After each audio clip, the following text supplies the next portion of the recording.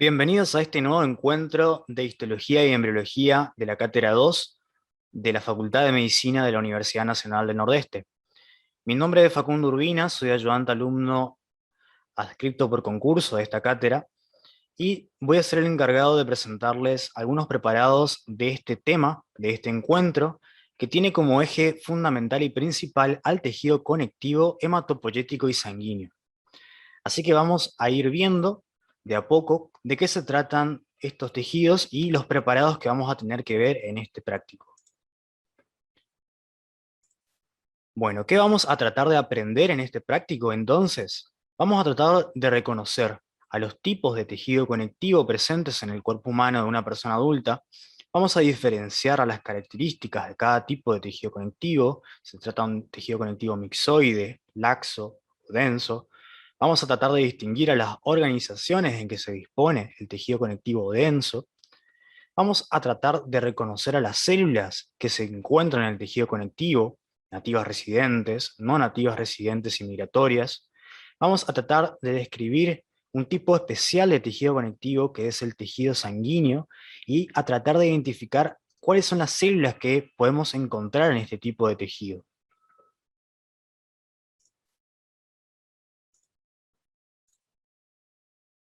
Bien, vamos con el primer preparado que tenemos que ver, que corresponde al tejido conectivo de tipo laxo y denso en la glándula mamaria en reposo con la técnica histológica de rutina de hematoxilina y eosina. Fíjense que en el título de este preparado ya podemos ver que vamos a hablar de dos tipos de tejido conectivo, que son el laxo y el denso en un mismo órgano que es la glándula mamaria en reposo. Y fíjese que especificamos que es en reposo porque este órgano es sumamente dinámico y va a representar diferentes cambios hormonales, ¿sí?, a lo largo de toda la vida de la mujer. Bien, fíjense que si empezamos a hablar de la glándula mamaria, recordemos que son órganos que están destinados a dar nutrición a la descendencia y que son característicos únicamente en los mamíferos. Histológicamente hablando, este órgano se va a organizar de la siguiente forma. Fíjense que vamos a encontrar aproximadamente unos 15 o 20 lóbulos, ¿sí?, lóbulos que se van a disponer de forma radial en un sentido que va desde el pezón y la areola hacia el músculo pectoral, es decir, de anterior a posterior. Entonces se van a ubicar estos lóbulos de forma radial en este sentido. Estos lóbulos van a conformar el parénquima de este órgano, es decir, la porción funcional.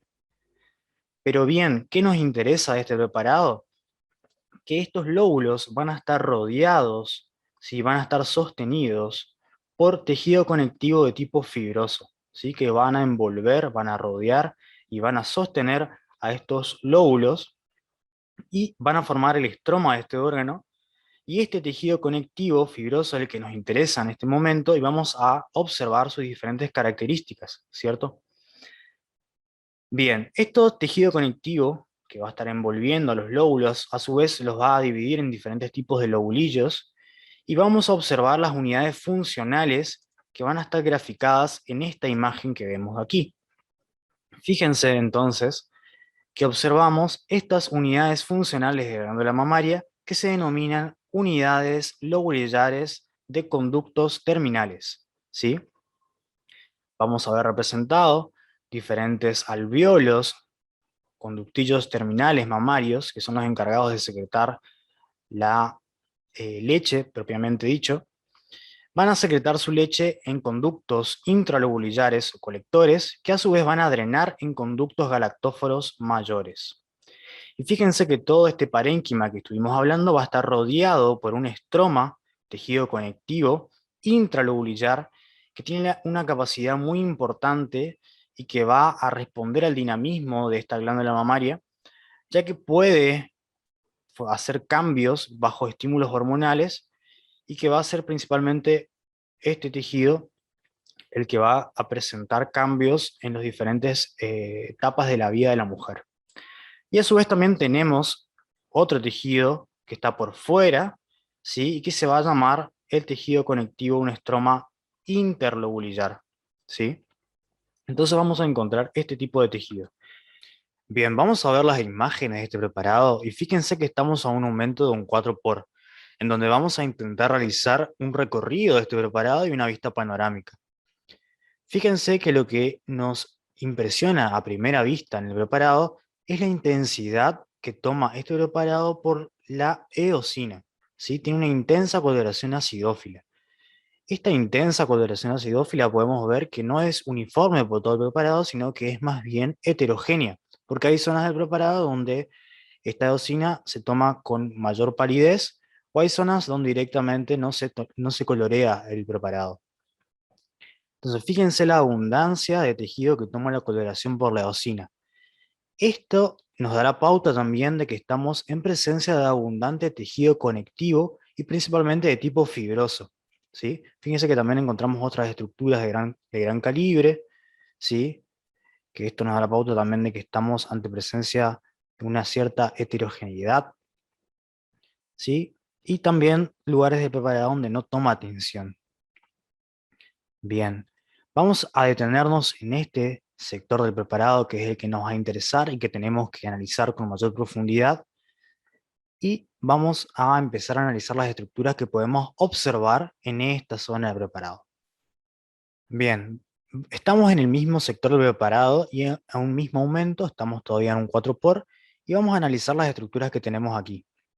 En primera medida, lo que nos llama la atención son estas estructuras que contienen una luz en su interior, que fíjense que son de diferente calibre, de diferente tamaño, y también su luz adopta diferentes formas, porque fíjense que acá tenemos una forma más bien ovalada, aquí tenemos una forma más bien redondeada, o también podemos encontrar que su luz está un poco colapsada, adoptando una disposición irregular. Lo cierto es que estas estructuras están bien delimitadas por un contorno que toma una coloración basófila, ¿sí? Están bien delimitadas por un contorno que toma una coloración más intensa basófila. Estas estructuras impresionan ser conductos, ¿sí? Y que están envueltos y rodeados por un tejido conectivo, ¿sí? Que toma una coloración un poco diferente. Fíjense que toma la coloración un poco más pálida con respecto a otros sectores del preparado, ¿sí? Una eosinofilia un poco más pálida.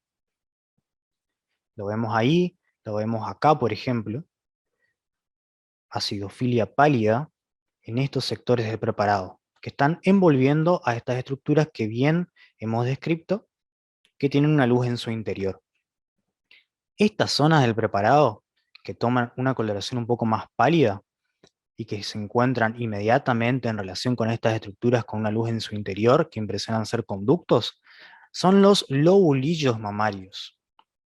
Están bien marcados ahí en negro con este puntillado y son los lobulillos mamarios.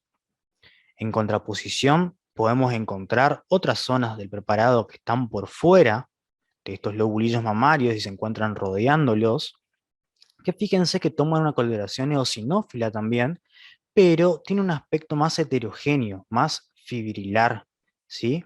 Hay finos trazos de líneas y una coloración eosinófila bien intensa, ¿sí? En comparación con la zona de los lobulillos mamarios.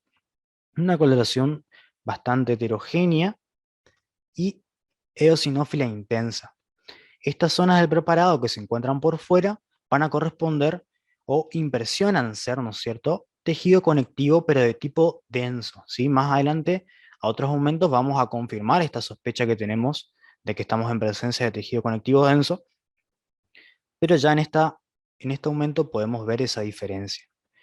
Por otro lado, también marcamos las estructuras que mencionamos en un primer lugar, que son los conductos, y también podemos ver en otros sectores del preparado estos mismos patrones, ¿no es cierto?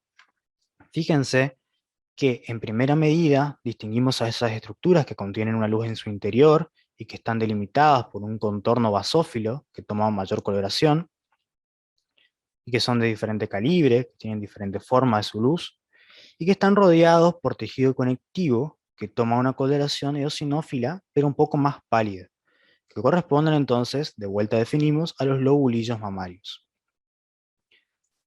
bien delimitados ahí y marcados. Fíjense que también vemos esta estructura que nos llama la atención, que es de gran calibre, que corresponde a un vaso sanguíneo, que en este caso no nos interesa estudiar con detenimiento, pero lo mencionamos porque es una estructura que llama la atención. Al mismo tiempo, podemos observar por fuera de los lobulillos tejido conectivo, como bien mencionamos hoy, que toma intensamente la coloración eosinófila, pero tiene un aspecto un poco más heterogéneo, y fíjense cómo se observan finos trazos de línea que aparentan ser pinceladas, parecen, ¿no? Que corresponde a tejido conectivo de tipo denso. Bien, en esta zona del preparado vamos a ver y hacer un mayor aumento para seguir describiendo con mayor exactitud las estructuras que podemos observar. Entonces pasamos a un mayor aumento y ahora nos encontramos en un 10 por, y vamos a intentar analizar la siguiente imagen.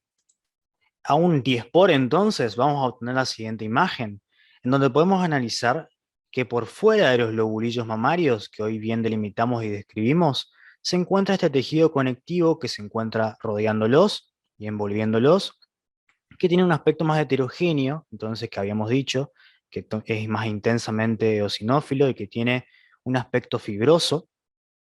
Sí, que es tejido conectivo de tipo denso, ¿sí? Al mismo tiempo, este tejido conectivo de tipo denso que se encuentra rodeando los lobulillos, fíjense que no adopta una forma en especial, no adopta una forma organizada de sus fibras, ¿sí? Sino que más bien es desorganizado.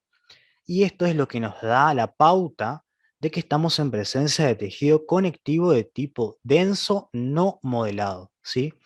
No encontramos una disposición de sus fibras de tal forma que podemos decir que está organizada, sino que más bien es no organizada o no modelado, ¿sí? Entonces, ese es el tejido conectivo denso no modelado que se encuentra rodeando a estos lobulillos, ¿sí? Al mismo tiempo, podemos decir que al tejido conectivo que se encuentra dentro de los lobulillos mamarios, es decir, al estroma intralobulillar, estamos en presencia del tejido conectivo de tipo laxo, ¿sí? Y vamos a ver por qué, y vamos a definir por qué la diferencia que hay entre el tejido conectivo de tipo denso, que es interlobulillar porque se encuentra rodeando y delimitando un espacio entre los lobulillos, ¿sí? Y el tejido conectivo de tipo laxo intralobulillar, ¿sí? Fíjense la diferencia. Del tejido conectivo de tipo denso no modelado, destaca la predominancia que hay del componente fibroso por sobre el componente celular. ¿Y a qué nos referimos con componente celular? Fíjense que podemos identificar en esta zona del preparado algunos puntos, ¿sí?, que toman una coloración basófila bien intensa, ¿sí?, que están más bien aislados de estos puntos y que corresponden a núcleos celulares, ¿sí? Entonces, eso es lo que nos da la pauta de que estamos en presencia de células, pero estas células son escasas, ¿sí? Comparando la cantidad de tejido conectivo fibroso, es decir, fibras que hay, y esto es lo que nos da la definición de tejido conectivo denso. Un tejido conectivo en el cual predominan la cantidad de fibras por sobre las células, y que es tejido conectivo de tipo denso no modelado en este caso. Ahora bien, comparemos el tejido conectivo laxo intralobulillar. Fíjese que también es un tejido que toma la colonización por la eosina, pero es un poco más pálida, ¿sí? Y fíjense que el componente de celularidad que hay, es decir, el puntillado que corresponden a núcleos celulares que toman la coloración basófila intensa, es mucho más abundante. Y entramos aquí en la definición de que esta celularidad es más abundante y se encuentra por encima del componente fibroso que hay en el tejido conectivo que encontramos aquí. Y esto nos da la pauta y podemos definir que estamos en presencia de tejido conectivo de tipo laxo, ¿sí? Entonces, repetimos, tejido conectivo de tipo laxo intralobulillar, en donde las células predominan por sobre el componente fibroso, y tejido conectivo de tipo denso, en donde el componente fibroso predomina por sobre el componente celular. Y es la zona del preparado donde hay tejido conectivo de tipo interlobulillar, porque se encuentra entre los lobulillos y separándolos entre sí. Al mismo tiempo, podemos identificar en esta medida estructuras que nos llaman la atención, que son de forma redondeada u ovalada, que son de gran tamaño y que no toman ningún tipo de coloración y que se encuentran en los espacios interlobulillares, entre el tejido conectivo denso, ¿no es cierto? Estas zonas corresponden a al tejido adiposo y a las células adiposas, así que vamos a describir con mucho mayor detalle, obviamente a un mayor aumento. Bien, vamos a pasar a un mayor aumento en esta zona del preparado. Esta zona es la que nos va a interesar. Fíjense que es un límite de la zona entre el tejido conectivo laxo intralobulillar y el tejido conectivo denso interlobulillar. ¿Sí? Nos interesa esta zona del preparado y vamos a pasar a un mayor aumento para identificar qué células vamos a encontrar en ese lugar. Bien, entonces a un 40 por, que sería el siguiente aumento, vamos a tener la siguiente imagen donde tenemos que analizar las diferentes células que podemos encontrar. Fíjense que estamos en la misma zona que habíamos descrito, que es una zona límite entre el tejido conectivo laxo intralobulillar y el tejido conectivo denso que se encuentra rodeando al lobulillo. Y nos interesa describir este tipo de células que encontramos acá. Fíjense que es una célula bastante grande, ¿sí? Bastante alargada, que va a presentar un núcleo que se va a teñir intensamente con una coloración basófila y que puede presentar incluso uno o dos nucleolos en su interior, que van a tornarse más bien pálidos porque va a presentar una cromatina más bien laxa y descondensada por su actividad bastante acentuada, productora de proteínas, y que va a corresponder, ¿no es cierto?, a lo que sería un fibroblasto, que es la principal célula del tejido conectivo, ¿sí? Entonces, fíjense estas características.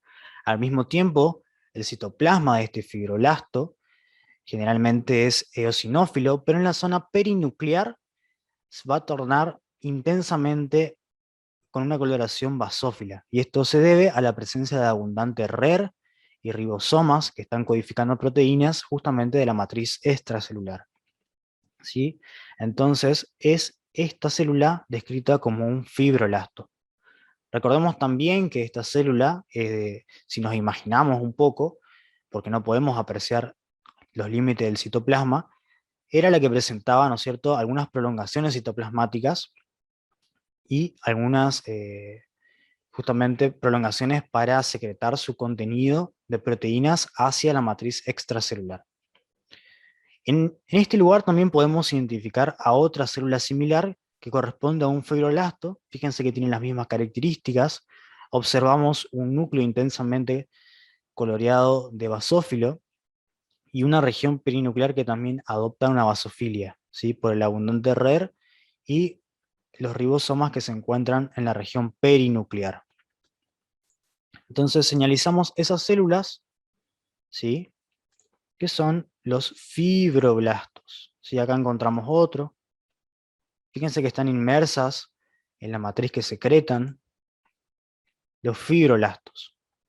En contraposición, podemos encontrar también otro tipo celular que nos interesa en esta oportunidad, que son estas células que se encuentran aquí, que fíjense que también toman una coloración basófila, pero en este caso es mucho más intensa, ¿sí?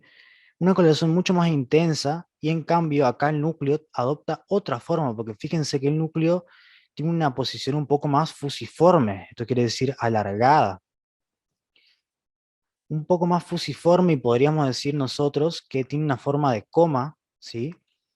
Fíjense que acá observamos otra célula similar, con un núcleo intensamente basófilo, con forma alargada o forma de coma, y mucho más pequeña comparado con el fibroblasto que habíamos descrito anteriormente. Estas células que acabamos de describir son los fibrocitos, ¿sí? Y que son las otras células que encontramos en el tejido conectivo, ¿sí? Entonces son los fibrocitos que representan la forma que no está activa de los fibroblastos. Y ahí lo simbolizamos con las flechas negras.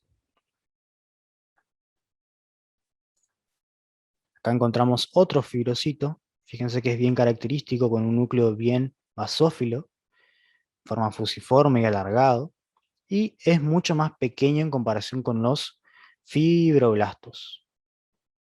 Bien, volvemos un aumento atrás, volvemos al 10 por, y vamos a buscar la zona del lobulillo mamario, ¿sí? La zona donde vamos a encontrar esas estructuras que habíamos descrito en primera medida, que eran estructuras que tenían una luz en su interior, que tenían diferente calibre, que tenían diferente forma de su luz, y que estaban bien delimitadas por un contorno intensamente basófilo. Bien, vamos a diferenciar estas estructuras porque va a responder a dos tipos diferentes de estructura en realidad, ¿sí? Por una parte vamos a encontrar a la porción excretora de la glándula, que va a tener como función principal transportar el contenido de secreción hacia afuera de la glándula. Y por otro lado vamos a encontrar otras estructuras que corresponden a la porción secretora de la glándula, ¿sí? Que va a tener como función fabricar el contenido de secreción. Entonces, ¿cómo podemos diferenciar estas dos estructuras que encontramos dentro del lobulillo mamario? Tenemos que pasar a un mayor aumento para poder diferenciarlas. Por un lado vamos a tener los conductos excretores y por otro lado las glándulas. Y pasamos a un mayor aumento para poder hacer esta diferenciación. Bueno, pasamos entonces a un 40 por y ahí vamos a poder diferenciar claramente la diferencia entre estas dos estructuras. Fíjense las estructuras de arriba. Fíjense que también tienen una luz en su interior. Fíjense que están delimitadas por un contorno que es intensamente basófilo y que corresponde a un epitelio. Este epitelio presenta células cúbicas y lo vemos y hacemos este diagnóstico porque las células que componen este epitelio tienen núcleos que son redondeados y que se encuentran en el interior, en el centro de la célula, ¿sí? Ahora bien, fíjense que este epitelio cúbico, las células de este epitelio cúbico, toman una coloración de su citoplasma intensamente eosinófilo, ¿sí? Fíjense que acá está bien marcada la coloración eosinófila intensa, que es tan intensa que podemos decir que incluso llega a ser parda. Al mismo tiempo, podemos decir que las células que se encuentran en esta estructura se encuentran mucho más cerca entre sí, y eso vemos por la disposición de sus núcleos, que se encuentran uno al lado del otro y mucho más cercanos. Esas estructuras que acabamos de describir, que tienen todas estas características, el citoplasma de sus células del epitelio con una coloración parda y sus núcleos mucho más cerca entre sí, corresponden a la porción excretora de la glándula, es decir, a los conductos excretores, ¿sí? Fíjense que también incluso podemos decir que tiene un calibre un poco más grande, ¿sí? Esta porción excretora. Por otro lado, también podemos describir a este tipo de estructuras, que fíjense que tiene una forma bastante similar, pero las diferencias radican en que, fíjense que las células que componen este epitelio van a también tomar la coloración eosinófila, pero va a tomar más pálidamente o más débilmente a la eosina, ¿sí? También son células cúbicas porque tienen un núcleo redondeado que se encuentra en el centro de la célula, pero su citoplasma toma una tinción mucho más débil con la eosina. Al mismo tiempo vemos que los núcleos se encuentran un poco más separados entre sí, lo cual también, digamos, colabora con esta palidez que caracteriza a estas estructuras. Estas estructuras que acabamos de definir, que también presentan un epitelio cúbico, pero que tienen otra descripción en cuanto a sus características celulares, corresponden a la porción secretora de la glándula, mejor dicho, a los alvéolos mamarios, ¿sí? Entonces encontramos por ahí este lado entonces los alvéolos mamarios, acá vemos uno de ellos, acá vemos otro de ellos con las mismas características, y acá vemos otro con su luz colapsada que adopta una forma irregular, ¿sí? Y por otro lado tenemos a estas estructuras de arriba, ¿sí? Que son también con un epitelio cúbico, pero donde las células se encuentran, adoptan una coloración mucho más intensa con la eosina, incluso podemos decir que son, que adoptan una coloración parda. Marcamos entonces estas estructuras que acabamos de describir, los conductos excretores y la porción secretora de la glándula. Vamos a volver a un 10 por y vamos a ir a esas zonas del preparado que habíamos descrito que no toman una coloración y que correspondían a tejido adiposo. Y vamos a hacer un mayor aumento en ese tejido adiposo para describir mejor a sus células. Entonces hacemos un aumento, pasamos a un 40 por y vamos a detenernos en esta imagen y a poder describir las características celulares que vamos a encontrar. Bien, fíjense que pasamos entonces a un 40 por y vamos a tener el siguiente tipo de imágenes.